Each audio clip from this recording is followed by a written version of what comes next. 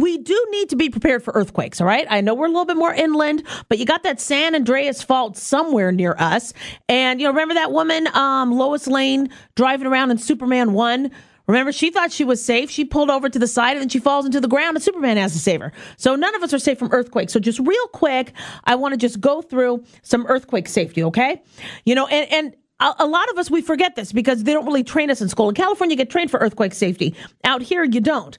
So, if you're indoors and there's an earthquake, you do drop to the ground and you try to take shelter under a desk. Remember in school, I went to school in California, so you had to go onto your desk and pretend there was an earthquake and you had to hold on to the leg. You need to hold on to something until the shaking stops. If there is nothing in the room, all right, absolutely, no furniture, then you try to go into like an inside corner, and stay there where you got the two walls because, there should be more strength there. If you feel your doorway is strong, now I can't tell if my doorway is strong. Sometimes you could hide out under the doorway and seek shelter there. I got this information from FEMA, the FEMA website. They said, do not use an elevator in the middle of an earthquake. Okay.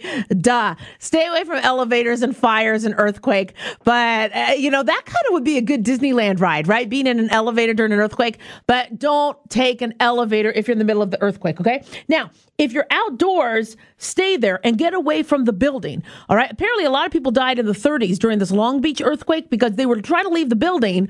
And then once they got outside the building, they got crushed from the stuff falling from the building. So, you need to kind of get out into the open. You need to stay away from power lines, and utility wires. Anything that you think that can fall and electrocute you, street lights, stay away from there and try to kind of be out in an open area. And then what do you do if you're in your car? So if you're in your car and there's an earthquake, you need to stop the car in a safe place. Okay, don't stop in the middle of an intersection. Try to pull over to the side.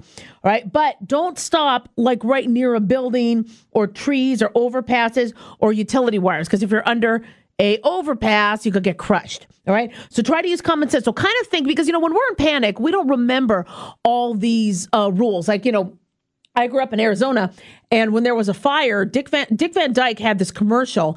I think it was Roll, Dick, Roll, something like that. I talked about this on the show a while back, where you would basically stop, drop, and roll, but people were yelling at Dick Van Dyke, roll, Dick, roll. So you'd see him roll. You'd be rolling, around. You got to kind of remember things like this. So indoors, you drop, cover, hold on. Outdoors, just try and be in an open space.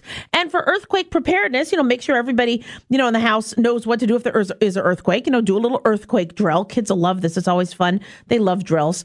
And, make sure you have plenty of food and water. Make sure you have flashlights. I keep talking about this, flashlights.